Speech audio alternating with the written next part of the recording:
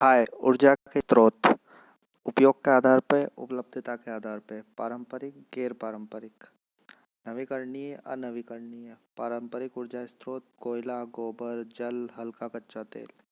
ये वो चीज़ें हैं जो हम प्राचीन काल से ही यूज़ कर रहे हैं ऊर्जा के लिए, गर्मी के लिए, ईंधन के लिए। गैर परंपरागत ऊर्जा स्रोत। नाभिकीय ऊर्जा, बायोमास ऊर्जा, सौर ऊर्जा, भारी कच्चा तेल। भूतापीय ऊर्जा, सामुद्रिक ऊर्जा, ज्वारीय ऊर्जा, टाइडल वेव्स से जो ऊर्जा मिलती है। पवन ऊर्जा, मीथेन, एट्सेट्रा। दीज आर, ये होते हैं रिन्यूएबल एनर्जी, इनको बोलते हैं।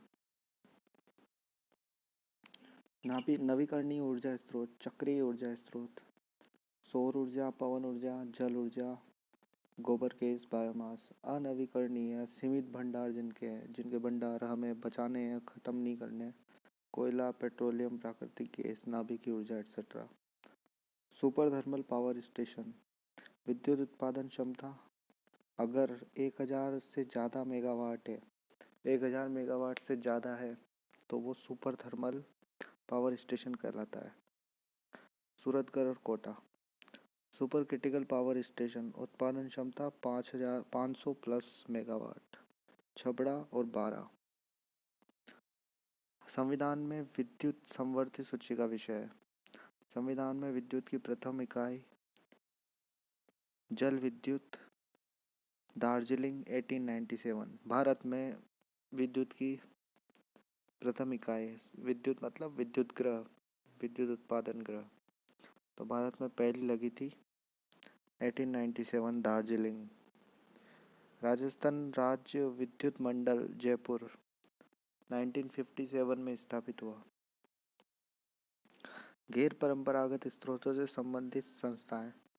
रेडा, राजस्थान एनर्जी डेवलपमेंट एजेंसी 1985 में स्थापित। R for Rajasthan, E for energy, D for development, A for agency. Rajasthan energy development agency 1985 में स्थापित। राजस्थान अक्षय ऊर्जा निगम में इसका विलय कर दिया गया। RSPC limited, Rajasthan state power corporation limited 1995 में स्थापित, इसका भी राजस्थान अक्षय ऊर्जा निगम में विलय कर दिया गया।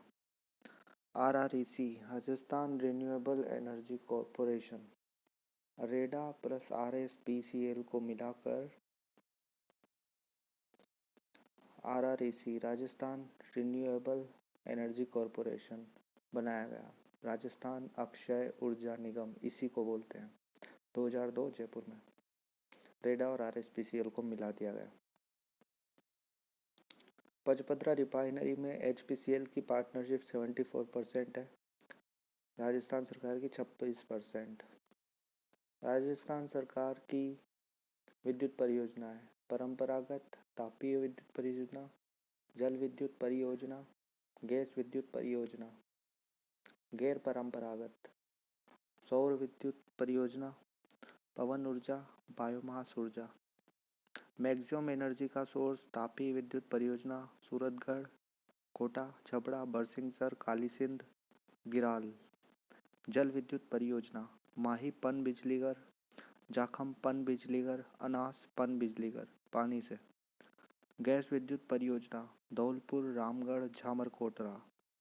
सौर ऊर्जा परियोजना, खीवसर, नागौर में, चुड़सर, जैसलमेर, धुड़सर है, फागी, जयपुर, दुनिया, जोधपुर।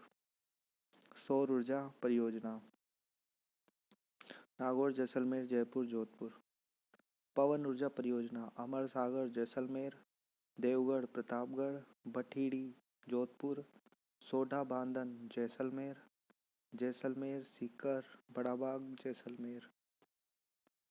बायोमास परियोजना, पद्मपुर, श्रीगंगानगर, खातौली, उनियारा, टोंक, रंगपुर, कोटा, कचेला, सांचौर, जालोर, पचार, बारा, कोटपुतली, जयपुर, संग्रिया, हनुमानगढ़, मेड़ता, नागौर, चंदेरिया, चित्तौड़। तो इनमें से क्वेश्चन आ जाता है कहीं पर, तो लिस्ट मैच करने का आ जाता है कि लिस्ट मैच करो। कि अमर सागर कौन सी परियोजना है? पवन ऊर्जा। मेड़ता नागौर में बायोमास। इसको मैच करने कहा जाता है। कभी एक ही पूछ लेता है कि बठिड़ी जोधपुर में जो ऊर्जा परियोजना है वो किस टाइप की है, पवन की है या बायोमास की है। तो इस तरह से तो एक एक का नाम याद रखना है, जगह याद रखनी है और किस टाइप की वो है परियोजना। जैसे धौलपुर, रामगढ़, जामड़-कोटरा, इन तीनों का युग्म दे देगा एक साथ। अब इसको मैच करना है कि ये गैस वाला है, सौर वाला है, जल विद्युत वाला है। तो धौलपुर, रामगढ़, जामड़-कोटरा साथ में याद कर लेना। और ये क्या है? गैस आधारित पावर प्लांट है। फिर खीवसर, धुड़सर, फागी, धुनिया, ये क्या है? सौर ऊर्जा परियोजना। तो ये ऐसी जगह पे होगी जहाँ पे प्रॉपर सोलर इनको फैसिलिटी है, जैसे नागौर, जैसलमेर, जयपुर, जोधपुर। पद्मपुर, खातौली, रंगपुर, कचेला, 50 सबसे ज़्यादा जो है ये बायोमास में है। पशुधन। भारत में ब्राज़ील के बाद विश्व का मैक्सिमम पशुधन पाया जाता है, जो 16% ऑफ वर्ल्ड है। राजस्थान में भारत के 11% पशु है, सेकंड पोजीशन। 10% दूध उत्पादन होता है, सेकंड पोजीशन पे अपन। 40% ऊन उत्पादन होता है, जो फर्स्ट पोजीशन पे है। कुल पशु श्रम शक्ति का 35% पाया जाता है। राजस्थान में पशु संपदा के आकलन के लिए राजस्व मंडल अजमेर प्रत्येक 5 साल बाद पशु गणना करवाता है। ये क्वेश्चन आया हुआ है कि जो पशु गणना होती है वो कौन करवाता है?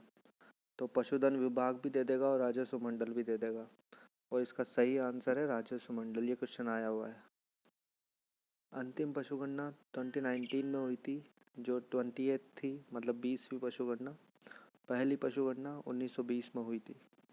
2007 की 18वीं पशु गणना एकमात्र ऐसी गणना थी जो नस्ल पर आधारित थी। राठी गाय नस्ल राजस्थान की कामधेनु नस्ल इसकी लाल सिंधी व साहिवाल का मिश्रण। गोपालन विभाग 2014 में स्थापित किया गया। गौवंश का नाम याद कर लेना। थारपारकर, नागौरी, मेवाती, हरियाणवी, राठी, मारवाड़ी, गीर, कांकरेज, सांचौरी, मालवी। भेड़ की नस्ल खैरी, मारवाड़ी, मालपुरी, नाली, चोकला, मगरा, सोनाड़ी, जैसलमेरी, बागड़ी, पोगल, बीकानेरी।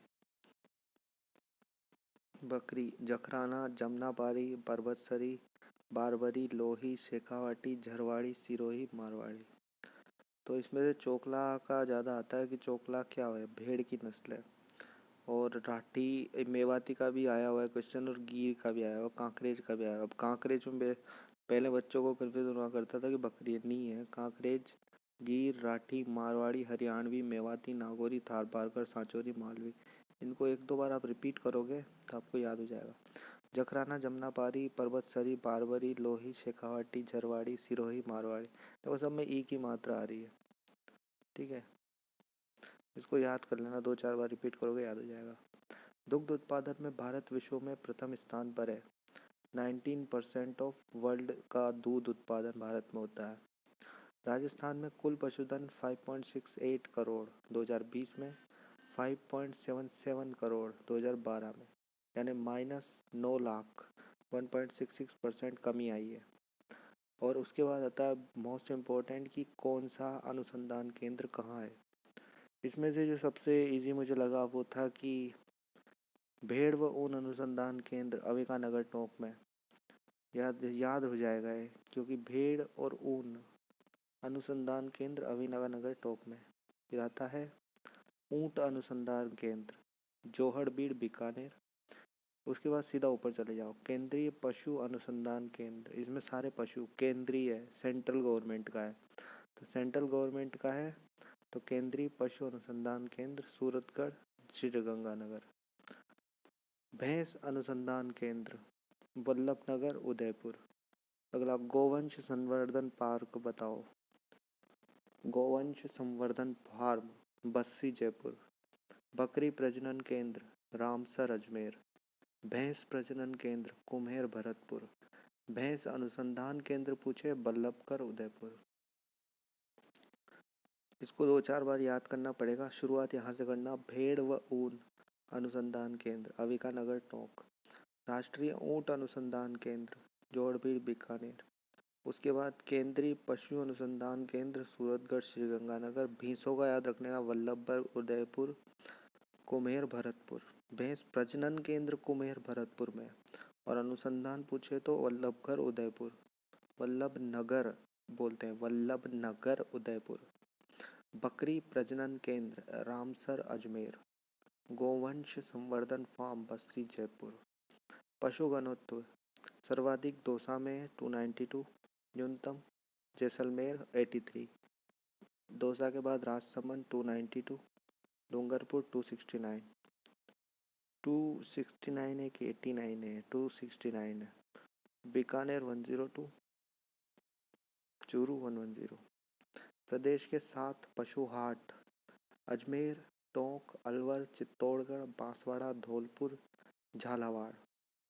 राजस्थान सरस सुरक्षा कवच बीमा योजना।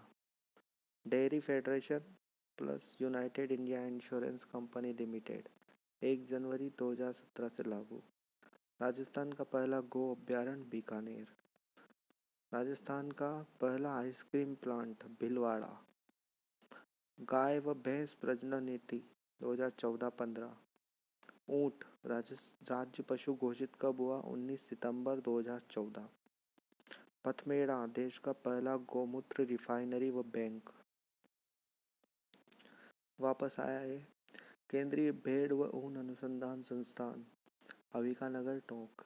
केंद्रीय ऊन विकास बोर्ड जोधपुर 1987। भेड़ व ऊन प्रशिक्षण संस्थान जयपुर। मत्स्य प्रशिक्षण विद्यालय उदयपुर।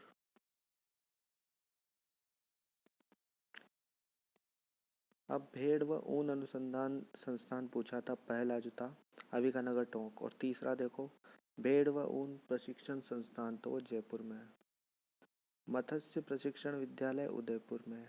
पशुपालन, डेयरी और मत्स्य पालन ये राज्य सूची के विषय हैं, इन पर राज्य कानून बना सकता है। राष्ट्रीय पशुधन नीति 2013 जुलाई में लागू हुई। राष्ट्रीय डेयरी विकास बोर्ड आणंद गुजरात में है। बीकानेर एशिया की सबसे बड़ी ऊन मंडी है। पक्षी चिकित्सालय जौहरी बाजार जयपुर में है। कड़कनाथ योजना कुक्कुट पालन से संबंधित है, बांसवाड़ा में। बाय।